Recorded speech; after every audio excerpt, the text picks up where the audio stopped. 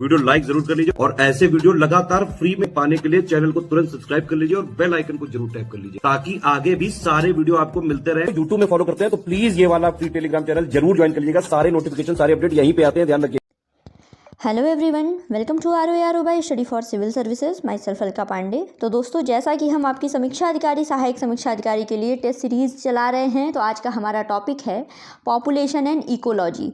इसके 50 सवाल दिए जाएंगे और आउट ऑफ 50 आपके कितने स्कोर आते हैं कमेंट बॉक्स में ज़रूर बताइएगा। तो चलिए शुरू करते हैं। निम्नलिखित में से गलत विकल्प का चयन कीजिए। पहला स्टेटमेंट है कि 2011 की जनगणना के अनुसार भारत की जनसंख्या घनत्व 382 व्यक्ति प्रति वर्ग किलोमीटर था। और दूसरा स्टेटमेंट है कि 2011 की जनगणना के अनुसार भारत का लिंग अनुपात यानी सेक्स रेशियो 943 था। आपको गलत विकल्प बताना है। पहले स्टेटमेंट में दिया है केवल 1, दूसरा केवल 2, सी में 1 और 2 और डी दिया है इनमें से कोई नहीं। तो राइट आंसर है इनमें से कोई नहीं। ठीक है, ये दोनों स्टेटमेंट बिल्कुल सही हैं। भारत का जो जनसंख्या घनत्व है, ठीक है, यानी पॉपुलेशन डेंसिटी, वो 382 व्यक्ति प्रति वर्ग किलोमीटर है और लिंग अनुपात यानी सेक्स रेशियो है 943। अब आगे बढ़ते हैं। अगला सवाल है कि जनगणना 2011 के अनुसार निम्नलिखित राज्यों को उनकी जनसंख्या के आधार पर अवरोही क्रम में व्यवस्थित करना है। ठीक है, तो पहले दिया है बिहार, पश्चिम बंगाल और आंध्र प्रदेश। अवरोही क्रम में व्यवस्थित करना है तो देखिए, ऑप्शन ए है 1 2 3, ऑप्शन बी 2 3 1, ऑप्शन सी में दिया है 3 2 1 और ऑप्शन डी में है 2 1 और 3। तो राइट आंसर क्या है? राइट आंसर है 1 2 और 3। अवरोही क्रम है बिहार, पश्चिम बंगाल, फिर आंध्र प्रदेश। अगर जनगणना 2011 की बात करें तो सबसे ज़्यादा जनसंख्या किसकी है? उत्तर प्रदेश की। उत्तर प्रदेश के बाद है महाराष्ट्र, महाराष्ट्र के बाद है बिहार। ठीक है, बिहार के बाद आता है पश्चिम बंगाल, पश्चिम बंगाल के बाद आता है आंध्र प्रदेश। ठीक है, तो ये शीर्ष 5 राज्य हैं पॉपुलेशन में। अब आगे बढ़ते हैं। अगला सवाल है कि कुरुंग-कुमे 2011 की जनगणना के अनुसार देश में सर्वाधिक वृद्धि दर वाले 2 राज्यों में से एक है कुरुंग-कुमे। यह जिला निम्नलिखित में से किस राज्य में स्थित है? बताना है आपको। मिजोरम, असम, त्रिपुरा या फिर इनमें से कोई नहीं। राइट आंसर क्या है? राइट आंसर है इनमें से कोई नहीं। कुरुंग-कुमे कहाँ पर है? कुरुंग-कुमे है अरुणाचल प्रदेश में। ठीक है, कुरुंग-कुमे कहाँ पर है? अरुणाचल प्रदेश में। तो देखिए, जो बताया गया कि 2011 की जनगणना के अनुसार सर्वाधिक जनसंख्या वृद्धि करने वाले 2 जिलों में एक था कुरुंग-कुमे जो कि अरुणाचल प्रदेश में है, और दूसरा जिला कौन सा है? दूसरा जिला है यनम। दूसरा जिला है यनम जो कि पुदुचेरी में है। ठीक है, तो ये याद कर लीजिएगा, बहुत इंपॉर्टेंट है। सर्वाधिक जनसंख्या वृद्धि दर वाले 2 जिले। अब आगे बढ़ते हैं। अगला है कि भारत का लिंग अनुपात 2011 की जनगणना के अनुसार निम्नलिखित में से किस पड़ोसी देश के समान था? चीन, पाकिस्तान, बांग्लादेश या फिर इनमें से कोई नहीं। ठीक है, तो राइट आंसर क्या है? राइट आंसर है ऑप्शन बी, पाकिस्तान के बराबर था। 2011 की जनगणना के अनुसार भारत का लिंगानुपात कितना था? ये था 943, 943, और यही लिंगानुपात था पाकिस्तान का। ठीक है, वहीं चीन के लिंगानुपात की बात करें तो ये है 926 और बांग्लादेश का लिंगानुपात 1167। ठीक है, तो भारत और पाकिस्तान का जो लिंगानुपात था वो बराबर। अब 2011 की जनगणना के अनुसार निम्नलिखित में से किस राज्य की ग्रामीण जनसंख्या सबसे अधिक है? ग्रामीण जनसंख्या पश्चिम बंगाल, बिहार, उत्तर प्रदेश या फिर इनमें से कोई नहीं। तो राइट आंसर क्या है? राइट आंसर है उत्तर प्रदेश की। आगे बढ़ते हैं। अगला सवाल है कि भारत 2011 की जनगणना के अनुसार सबसे कम जनसंख्या घनत्व वाला केंद्र शासित प्रदेश कौन सा है? सबसे कम जनसंख्या घनत्व वाला केंद्र शासित प्रदेश अंडमान निकोबार द्वीप समूह, पुदुचेरी, लक्षद्वीप या फिर इनमें से कोई नहीं। तो सबसे कम जनसंख्या घनत्व वाला यूटी है, अंडमान एंड निकोबार द्वीप समूह। ये कितना था? ये था सिर्फ 46 व्यक्ति वर्ग किलोमीटर। ठीक है, आगे बढ़ते हैं। अगला है कि कौन सा विकल्प जो है वो सही सुमेलित नहीं है? सबसे पहले, क्षेत्रफल की दृष्टि से उत्तर प्रदेश का सबसे बड़ा जिला लखीमपुर खीरी दिया हुआ है, बिल्कुल सही है ये स्टेटमेंट। दूसरा, क्षेत्रफल की दृष्टि से उत्तर प्रदेश का सबसे छोटा जिला हापुड़ है, ये भी सही है। फिर जनसंख्या की दृष्टि से सबसे कम जनसंख्या वाला राज्य कौन सा है, तो सिक्किम है। और जनसंख्या की दृष्टि से भारत का सबसे कम जनसंख्या वाला केंद्र शासित प्रदेश पुदुचेरी दिया हुआ है। ये पुदुचेरी नहीं है, ये लक्षद्वीप है। ठीक, तो यहाँ पे होता है राइट आंसर ऑप्शन डी। अब आगे बढ़ते हैं अगले सवाल की तरफ। पूछा गया है कि कौन सा विकल्प सही है।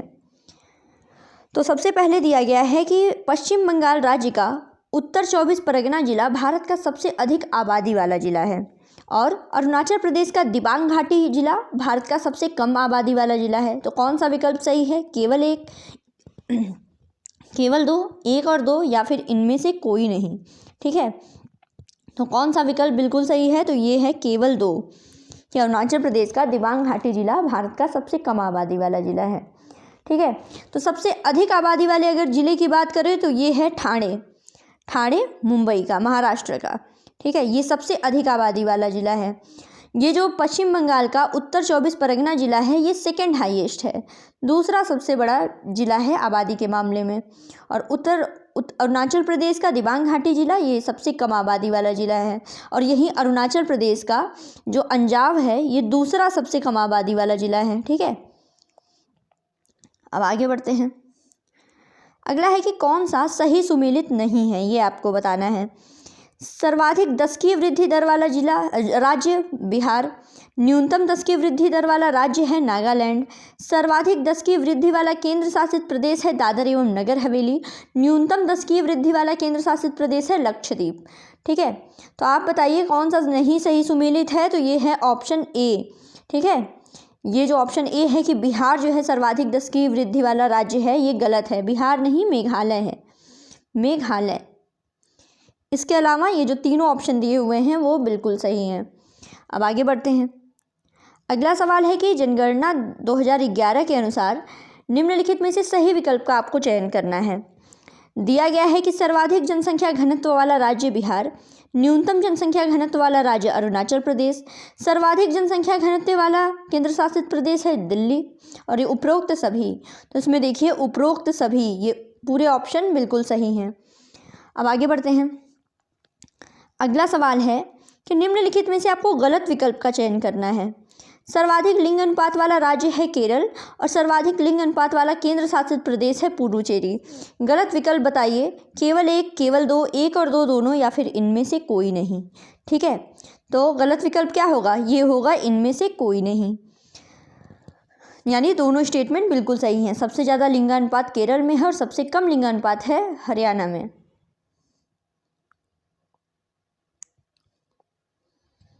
अब आगे बढ़ते हैं। अगला है कि कौन सा कथन है जो सही है, ये आपको बताना है। इसमें दिया गया है कि भारत का शिशु लिंगानुपात 919 था। अरुणाचल प्रदेश का सर्वाधिक शिशु लिंगानुपात वाला राज्य है। अरुणाचल प्रदेश सर्वाधिक शिशु लिंगानुपात वाला राज्य है। दिल्ली सबसे कम शिशु लिंगानुपात वाला केंद्र शासित प्रदेश है। कौन सा सही है, पहला, दूसरा, तीसरा, तीनों, या फिर इनमें से कोई नहीं। तो देखिए तीनों ये जो हैं बिल्कुल सही हैं। शिशु लिंगानुपात 919 था, राज्य में अरुणाचल प्रदेश टॉप पर है, और दिल्ली जो है वो सबसे कम वहाँ पर शिशु लिंगानुपात है। अब आगे बढ़ते हैं। पूछा गया है कि कौन सा विकल्प सही है। भारत की साक्षरता दर 73% थी। उच्चतम साक्षरता वाला राज्य है केरल। सबसे कम साक्षरता वाला केंद्र शासित प्रदेश है दादर एवं नगर हवेली। ठीक है, आपको बताना है कौन सा विकल्प सही है, पहला, दूसरा, तीसरा, पहला और तीसरा, या फिर पहला, दूसरा, तीसरा, तीनों। तो यहाँ पे देखिए पहला, दूसरा, तीसरा, तीनों बिल्कुल सही है। भारत की साक्षरता दर 73% थी। सर्वाधिक साक्षरता जो है वो केरल में है, और वहीं सबसे कम साक्षरता की बात करें तो वो है बिहार। ये राज्यों में सामान्य राज्यों की बात हो रही है। सबसे कम साक्षरता वाला यूटी है दादरा एवं नगर हवेली, और सर्वाधिक साक्षरता वाला यूटी है, अगर सर्वाधिक साक्षरता की बात करें तो वो है लक्षद्वीप। ठीक है, अब आगे बढ़ते हैं। अगला सवाल पूछा गया है कि निम्नलिखित में से किस राज्य या केंद्र संघ राज्य में या फिर संघ राज्य क्षेत्र में 2011 की जनगणना के अनुसार कोई अनुसूचित जाति नहीं है। अरुणाचल प्रदेश, अंडमान निकोबार, लक्षद्वीप, या फिर उपरोक्त सभी। ठीक है, तो इसका राइट आंसर क्या है, उपरोक्त सभी। यहाँ पर कोई भी अनुसूचित जाति नहीं है। अब आगे बढ़ते हैं। अगला सवाल है कि कौन सा जिला उत्तर प्रदेश का सबसे पूर्वी जिला है। उत्तर प्रदेश का सबसे पूर्वी जिला कौन सा है? सहारनपुर, सोनभद्र, बलिया या फिर शामली। तो सबसे पूर्वी जिला क्या है? सबसे पूर्वी जिला है बलिया। ठीक है। अगर उत्तर प्रदेश के सबसे उत्तरी जिले की बात करें, सबसे उत्तरी जिला कौन सा है? ये है सहारनपुर। ठीक है। सबसे दक्षिणी जिले की बात करें तो ये है सोनभद्र। बलिया आपने देख लिया सबसे पूर्वी, और सबसे पश्चिमी क्या है? शामली है।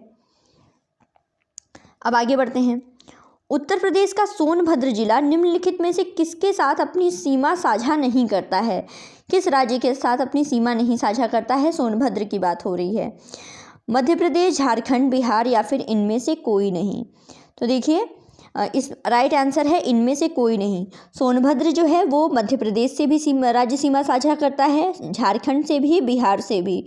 ठीक है। और साथ ही साथ छत्तीसगढ़ से भी। ठीक। अब आपको गलत विकल्प का चयन करना है। अगले सवाल में दिया गया है कि आपको गलत विकल्प का चयन करना है।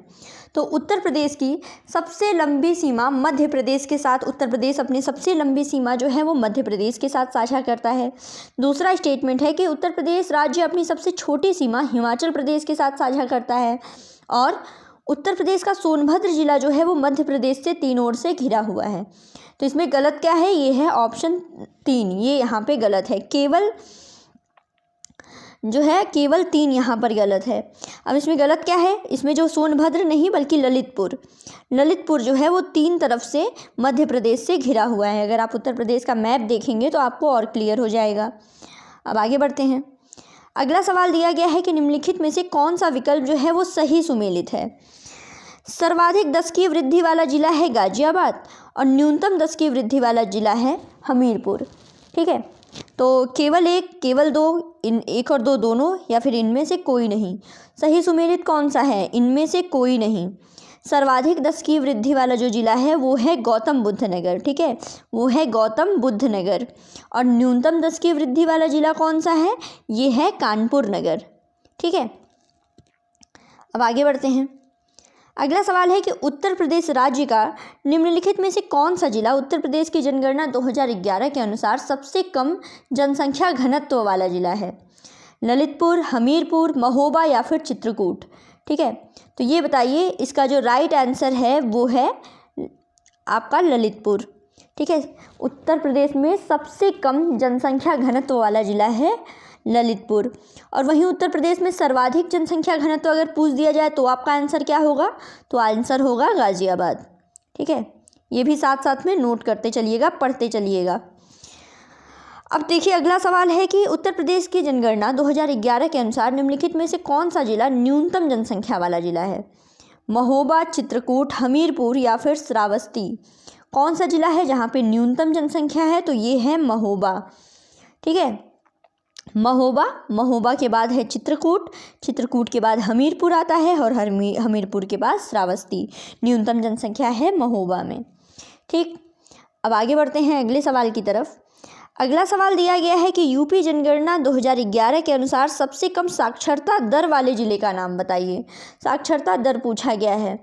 बलरामपुर, श्रावस्ती, बदायूं या फिर रामपुर। तो सबसे कम साक्षरता दर कहाँ की है? ये है श्रावस्ती की। अभी आपसे एग्जाम में पूछ दिया जाए कि सबसे ज़्यादा साक्षरता दर कहाँ की है, तो आप तुरंत बताइएगा गौतम बुद्ध नगर की, और सबसे कम श्रावस्ती की। अब आगे बढ़ते हैं। निम्नलिखित में से कौन सा विकल्प सही सुमेलित नहीं है? उत्तर प्रदेश जनगणना 2011 के अनुसार बताना है। उत्तर प्रदेश का लिंगानुपात 912 था। उत्तर प्रदेश की अनुसूचित जाति की जनसंख्या का लिंगानुपात 907 था, और अनुसूचित जनजाति की जनसंख्या का लिंगानुपात 951 था, और या फिर इनमें से कोई नहीं। तो राइट आंसर क्या है? राइट आंसर है इनमें से कोई नहीं। सब बिल्कुल सही सुमेलित हैं। उत्तर प्रदेश का लिंगानुपात 912, अनुसूचित जाति का 907 और अनुसूचित जनजाति का 951। ठीक है। अब आगे बढ़ते हैं। निम्नलिखित में से कौन सा विकल्प जो है वो सही सुमेलित है? प्रशासनिक डेटा दिया है 2011 का। जिलों की संख्या 640, उप जिलों की संख्या 5924, नगरों की संख्या 7933 और उपरोक्त सभी। तो देखिए ये सभी बिल्कुल सही हैं। ठीक है। अब आगे बढ़ते हैं। अगला सवाल है फिर से कि कौन सा विकल्प सही सुमेलित नहीं है। वैधानिक नगरों की संख्या 4041, जनगणना नगरों की संख्या 3892, ग्रामों की संख्या 6.41 लाख। तो कौन सा सही सुमेलित नहीं है? केवल 1, केवल 2, केवल 3 या फिर इनमें से कोई नहीं। कौन सा सही सुमेलित नहीं है? तो इनमें से कोई नहीं, ये सब बिल्कुल सही हैं। ठीक है, आगे बढ़िए। निम्नलिखित में से कौन सा जिला यूपी जनगणना 2011 के अनुसार अनुसूचित जनजाति की अधिकतम संख्या वाले शीर्ष 3 जिलों में आता है? देवरिया, कुशीनगर, ललितपुर या फिर इनमें से कोई नहीं, आपको बताना है। तो देखिए, इसमें शीर्ष 3 जिलों में आता है देवरिया। अगर देखिए अनुसूचित जनजाति की अधिकतम संख्या देखिए उत्तर प्रदेश में, तो ये सबसे ज़्यादा है सोनभद्र में। ठीक है, ये सबसे ज़्यादा है सोनभद्र में। सोनभद्र पहले नंबर पे, दूसरे नंबर पर आता है बलिया। ठीक है, दूसरे नंबर पर है बलिया और तीसरे नंबर पर है देवरिया। ठीक है, चलिए अगले सवाल की तरफ बढ़ते हैं। निम्नलिखित में से आपको गलत विकल्प पर चयन करना है, गलत विकल्प का। तो क्षेत्रफल की दृष्टि से मध्य प्रदेश का दूसरा स्थान है, क्षेत्रफल की दृष्टि से महाराष्ट्र का तीसरा स्थान है, क्षेत्रफल की दृष्टि से उत्तर प्रदेश का 5वां स्थान है या फिर इनमें से कोई नहीं। गलत विकल्प कौन सा है बताइए? तो गलत विकल्प है ऑप्शन सी, उत्तर प्रदेश का 5वां स्थान है। ठीक, क्योंकि उत्तर प्रदेश है चौथे नंबर पर। अगर क्षेत्रफल की बात करें, क्षेत्रफल की दृष्टि से भारत में सबसे बड़ा राज्य कौन सा है? तो ये है शीर्ष राज्य क्षेत्रफल की दृष्टि में राजस्थान। राजस्थान के बाद आता है मध्य प्रदेश, मध्य प्रदेश के बाद आता है महाराष्ट्र, महाराष्ट्र के बाद आता है यूपी। तो हमारा उत्तर प्रदेश है चौथे नंबर पे। फिर है कि कौन सा विकल्प जो है वो सही सुमेलित नहीं है। सबसे उत्तरी राज्य है हिमाचल प्रदेश, सबसे दक्षिणी तमिलनाडु, सबसे पूर्वी नागालैंड और सबसे पश्चिमी गुजरात। तो कौन सा सही सुमेलित नहीं है? ये है ऑप्शन सी, सबसे पूर्वी जो है नागालैंड दिया हुआ है, नागालैंड नहीं है, ये है अरुणाचल प्रदेश। इसके अलावा ये बिल्कुल सारे ऑप्शन बिल्कुल सही हैं। अब है कि कौन सा विकल्प सही सुमेलित नहीं है। हाल ही में जोड़े गए रामसर स्थल पूछा गया है। तंपारा झील उड़ीसा, चित्रागुंडी पक्षी अभयारण्य तमिलनाडु, हाइगम वेटलैंड कंजर्वेशन रिजर्व जो है वो हिमाचल प्रदेश और यशवंत सागर मध्य प्रदेश। कौन सा सही सुमेलित नहीं है? तो ये है हाइगम वेटलैंड कंजर्वेशन रिजर्व जो है हिमाचल प्रदेश में नहीं है, ये जम्मू कश्मीर में है। ठीक है, इसके अलावा सब बिल्कुल सही। अब चलिए आगे बढ़ते हैं। आगे है कि निम्नलिखित उत्तर प्रदेश राज्य के निम्नलिखित में से किस स्थल को 2 फरवरी 2022 में रामसर स्थल का दर्जा दिया गया है? हैदरपुर वेटलैंड, ऊपरी गंगा नदी, बखीरा वन्यजीव अभयारण्य या फिर सरसई नावर झील। तो कौन सा सही ऑप्शन है? ये है बखीरा वन्यजीव अभयारण्य। ठीक है, तो उत्तर प्रदेश का आप एक बार पढ़ लीजिएगा। उत्तर प्रदेश में रामसर स्थलों की संख्या, रामसर स्थल में इसको जोड़ा गया है, बखीरा वन्यजीव अभयारण्य को। ठीक है, अब चलिए आगे बढ़ते हैं अगले सवाल की तरफ। अगला सवाल है कि कौन सा विषय समवर्ती सूची के अंतर्गत नहीं आता है? कौन सा विषय समवर्ती सूची के अंतर्गत नहीं आता है, ये बताना है। वन, वन्यजीव, पुरातत्व या फिर कृषि। तो इसमें देखिए, इसमें जो कृषि है ये समवर्ती सूची में नहीं आती है। कृषि और सिंचाई जो है वो राज्य सूची में आते हैं। ठीक है, बाकी वन, वन्यजीव, पुरातत्व स्थल ये सब समवर्ती सूची के विषय हैं। आगे बढ़ते हैं। अगला सवाल है निम्नलिखित में से किस ग्रीन हाउस गैस के कारण अम्लीय वर्षा होती है? ठीक है, अम्लीय वर्षा पूछा है। Carbon dioxide, carbon monoxide, nitrogen oxide या फिर इनमें से कोई नहीं। ठीक है, तो अम्लीय वर्षा किसके कारण होती है? इनमें से कोई नहीं। अम्लीय वर्षा होती है सल्फर डाइऑक्साइड के कारण। ठीक है, अम्लीय वर्षा सल्फर के ऑक्साइड के कारण, सल्फर डाइऑक्साइड के कारण होती है। ठीक है, अब आगे बढ़ते हैं। कौन सा विकल्प है जो सही सुमेलित नहीं है? ब्लू फ्लैग प्रमाणित समुद्र तट दिए हुए हैं, उनसे संबंधित राज्य दिया हुआ है। शिवराजपुर समुद्र तट गुजरात में, पदुबिंद्री समुद्र तट कर्नाटक में, कप्पड़ समुद्र तट केरल में, रूसीकोंडा समुद्र तट अंडमान निकोबार द्वीप समूह में। ब्लू फ्लैग प्रमाणित वाला पूछा हुआ है, इसमें ऑप्शन डी। ठीक है, ये रूसीकोंडा जो समुद्र तट है ये अंडमान निकोबार में नहीं है, ये आंध्र प्रदेश में है। ठीक है, आंध्र प्रदेश में है। और ये अगर अंडमान निकोबार द्वीप समूह के तट की बात करें तो ये है राधानगर समुद्र तट, राधानगर समुद्र तट। ये अंडमान निकोबार में है और बाकी सब जो है बिल्कुल सही सही सुमेलित हैं। अब जो है इसको काल क्रमानुसार आपको व्यवस्थित करना है, ठीक है। पूछा गया है कि Bengal rhinoceros preservation act, Assam rhinoceros preservation act, wild bird protection act, तो इसको काल क्रमानुसार व्यवस्थित करना है। तो देखिए इसमें क्रम पहले जान लीजिए। ये बंगाल राइनोसेरस प्रिजर्वेशन एक्ट कब आया था? ये आया था 1932 में, ठीक है। असम राइनोसेरस प्रिजर्वेशन एक्ट कब आया? ये आया 1954 में। और वाइल्ड बर्ड प्रोटेक्शन एक्ट कब आया? ये आया 1887 में। तो सही क्रम क्या होगा? सही क्रम होगा 3, 1 और 2। अब आगे बढ़ते हैं। अगला सवाल है कि कौन सा विकल्प सही सुमेलित नहीं है? Wild life protection act 1972, elephants preservation act 1879, one अधिकार अधिनियम 2006 या फिर इनमें से कोई नहीं। तो देखिए राइट आंसर क्या है? इनमें से कोई नहीं, सब बिल्कुल सही है। आगे बढ़ते हैं। वन्य जीव आबादी में तेजी से गिरावट के कारण भारत सरकार ने कब के दौरान भारतीय वन्य जीव बोर्ड के रूप में नामित एक सलाहकार निकाय का गठन किया था? 1951 में, 52 में, 53 में या फिर 54 में, ठीक है। तो राइट आंसर क्या है इसका? राइट आंसर है 1952। तो वन्य जीव आबादी में जब तेजी से गिरावट हुई थी तो 1952 में एक भारतीय वन्य जीव बोर्ड ने एक सलाहकार निकाय का गठन किया था, भारतीय वन्य जीव बोर्ड के रूप में नामित। अब आगे बढ़ते हैं। अगला सवाल है कि कौन सा विकल्प सही सुमेलित है? भारत के प्रमुख मगरमच्छ और मगरमच्छ संरक्षित क्षेत्र पूछा गया है। नंदनकानन वन्यजीव अभयारण्य गुजरात में, संतकोसिया जॉर्ज वन्यजीव अभयारण्य झारखंड में, भितरकनिका वन्यजीव अभयारण्य मध्य प्रदेश, गिंडी राष्ट्रीय उद्यान तमिलनाडु। कौन सा सही सुमेलित है ये बताना है आपको। तो ये सही सुमेलित है गिंडी राष्ट्रीय उद्यान तमिलनाडु। अब चलिए देख लीजिए नंदनकानन वन्यजीव अभयारण्य कहाँ है? नंदनकानन वन्यजीव अभयारण्य है उड़ीसा में, ठीक है। ये है उड़ीसा में, ठीक है। इसी तरह सतकोसिया कहाँ है? सतकोसिया भी उड़ीसा में है। और भितरकनिका कहाँ है? भितरकनिका भी उड़ीसा में है, ठीक। अब आपको गलत विकल्प का चयन करना है। दिया गया है कि हेमिस राष्ट्रीय उद्यान देश का सबसे बड़ा राष्ट्रीय उद्यान है, साउथ बटन नेशनल पार्क जो है देश का सबसे छोटा नेशनल पार्क है, भारत का महासागरीय राष्ट्रीय उद्यान गुजरात के कच्छ में स्थित है, या फिर इनमें से कोई नहीं। ये आपको बताना है। तो इसमें से देखिए इनमें से कोई नहीं, तीनों स्टेटमेंट जो है वो बिल्कुल सही है। फिर है कि आपको सही विकल्प का चयन करना है कि बाढ़ और उससे निपटने के लिए वर्ष 1972 में गंगा बाढ़ नियंत्रण आयोग बनाया गया था। इसका मुख्यालय बिहार पटना में है। तो कौन सा सही है? केवल एक, केवल दो, दोनों या फिर इनमें से कोई नहीं? तो ये दोनों बिल्कुल सही है। गंगा बाढ़ नियंत्रण आयोग ये बनाया गया 1972 में, मुख्यालय इसका पटना बिहार में है। फिर है विश्व का पहला बाघ संरक्षण सम्मेलन 2010 में निम्नलिखित में से किस देश में आयोजित किया गया था? घाना, केन्या, रूस या फिर ऑस्ट्रेलिया में? तो देखिए ये आयोजित किया गया था रूस में, रूस के सेंट पीटर्सबर्ग में। आगे है कि टॉप स्लिप से आप क्या समझते हैं? टॉप स्लिप क्या है? एक राष्ट्रीय उद्यान है, पक्षी अभयारण्य है, टाइगर रिजर्व है या फिर पौधे की एक दुर्लभ प्रजाति है, क्या है? तो देखिए ये है एक राष्ट्रीय उद्यान। तो इंदिरा गांधी वन्यजीव अभयारण्य एवं राष्ट्रीय उद्यान को टॉप स्लिप के नाम से भी जाना जाता है।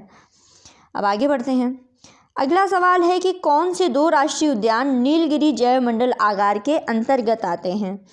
ठीक है, बांदीपुर, नागरहोल, अंसी और बन्नेर घट्टा दिया गया है। ऑप्शन ए में 1 और 2, बी में 2 और 3, सी में 2 और 4, डी में 1 और 4 दिया गया है।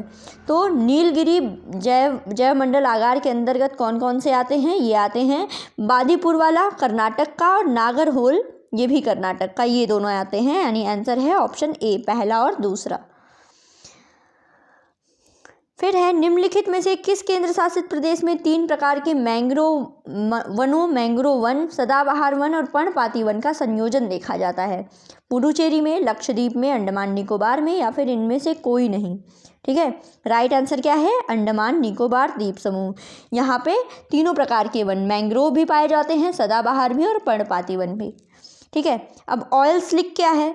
ऑयल स्लिक क्या है? एक प्रकार का पेट्रोलियम पदार्थ है, एक प्रकार की दुर्लभ समुद्री मछली है, एक प्रकार का कीटनाशक है या फिर इनमें से कोई नहीं? ठीक है, तो ऑयल स्लिक देखिए, ऑयल स्लिक इसमें से कोई नहीं है। ऑयल स्लिक जानते हैं क्या होता है कि जलीय सतह पे जब जो फैला हुआ तेल रहता है उसको ऑयल स्लिक कहते हैं। आगे बढ़ते हैं। अगला सवाल है कि मार्च 1995 में पहला वैश्विक सामाजिक विकास शिखर सम्मेलन निम्नलिखित में से किस देश में आयोजित किया गया? फ्रांस, स्वीडन, डेनमार्क या फिर जर्मनी। ठीक है, तो ये आयोजित किया गया था डेनमार्क में। तो मार्च 1995 में डेनमार्क के कोपेनहेगन शहर में पहली बार वैश्विक सामाजिक विकास शिखर सम्मेलन का आयोजन किया गया था। अब आपको बताना है कि किस वर्ष में प्रकाशित आर्थिक सर्वेक्षण में भारत के वित्त मंत्रालय द्वारा पहली बार सतत विकास एवं जलवायु परिवर्तन का नया अध्याय जोड़ा गया था? वर्ष 11-12 में, 12-13 में, 13-14 में या फिर 14-15 में? ठीक है, कब जोड़ा गया था? तो ये वर्ष 11-12 के आर्थिक सर्वेक्षण में। अगला सवाल है कि जेट्रोफा के किस भाग से बायोडीजल प्राप्त होता है? जेट्रोफा के किस भाग से बायोडीजल प्राप्त होता है? पत्तियों से, छाल से, तने से या फिर बीजों से? तो देखिए, जेट्रोफा के बीजों से बायोडीजल प्राप्त होता है। अब आपको सही विकल्प का चयन करना है। औषधि दी हुई है, वनस्पति स्रोत दिए हुए हैं। Caffeine cinchona, tetracycline bacterium, morphine दिया है चाय और कोकेन दिया है पोस्ता। तो इसमें सही विकल्प कौन सा है? तो सही विकल्प है सिर्फ ऑप्शन बी, टेट्रासाइक्लिन बैक्टीरियम। ठीक है, कैफीन कहाँ से मिलती है? कैफीन देखिए, कैफीन का स्रोत है चाय। ठीक है, टेट्रासाइक्लिन तो आपने देख लिया बैक्टीरियम, मॉर्फिन पोस्ता से और कुनैन जो है वो सिनकोना की छाल से। अब चलिए आगे बढ़ते हैं। कौन सा विकल्प है जो सही सुमेलित नहीं है? पूछा गया है राष्ट्रीय सौर मिशन 2010, राष्ट्रीय सतत पर्यावास मिशन 2010, राष्ट्रीय हरित भारत मिशन 2010 और राष्ट्रीय हिमालय पारितंत्र परिरक्षण मिशन 2010। कौन सा इसमें सही सुमेलित नहीं है? तो ये है ऑप्शन सी, भारतीय हरित भारत मिशन जो है वो 2010 में नहीं बल्कि 2014 में आया था। इसके अलावा तीनों बिल्कुल सही हैं। अब आपको गलत विकल्प का चयन करना है कि पवित्र उपवनों का नाम दिया है और इसका स्थानीय नाम दिया है, स्थानीय जगह दी हुई है। आपको मिलान करना है। गुम्पावन अरुणाचल प्रदेश में, देवराय मध्य प्रदेश में, साराकावू केरल और कोविलकाडू पुडुचेरी। तो इसमें आपको गलत विकल्प बताइए, गलत विकल्प कौन सा है? ये है ऑप्शन बी, देवराय मध्य प्रदेश में नहीं बल्कि देवराय है गोवा में। ठीक है, गोवा ये पवित्र उपवन है। अब आगे बढ़ते हैं। आखिरी सवाल है आज का कि कौन सा सही सुमेलित नहीं है? आपको बताना है। एपिको आंदोलन केरल, बलियापाल आंदोलन उड़ीसा, नर्मदा बचाओ आंदोलन मध्य प्रदेश, गुजरात, महाराष्ट्र और मैती आंदोलन उत्तराखंड। तो कौन सा सही सुमेलित नहीं है? ये है ऑप्शन ए, एपिको आंदोलन केरल में नहीं बल्कि कर्नाटक में था। ठीक है, कर्नाटक में। तो ये तो रहा आज आपके 50 सवाल। ठीक है, आप आज के 50 सवाल बहुत ही अच्छे थे, बिल्कुल आपके पैटर्न पे आधारित, जैसा कि आपके समीक्षा अधिकारी, सहायक समीक्षा अधिकारी एग्जाम में पूछा जाता है। ठीक है, सेंसस लगभग पूरा तैयार करा दिया गया। ठीक है, तो सेंसस वाले सवाल देख लीजिएगा और थोड़े इकोलॉजी के सवाल बताइए आउट ऑफ 50 आपको कितने नंबर मिले। ठीक है, तो बस ऐसे ही पढ़ते रहिए। Thank you so much.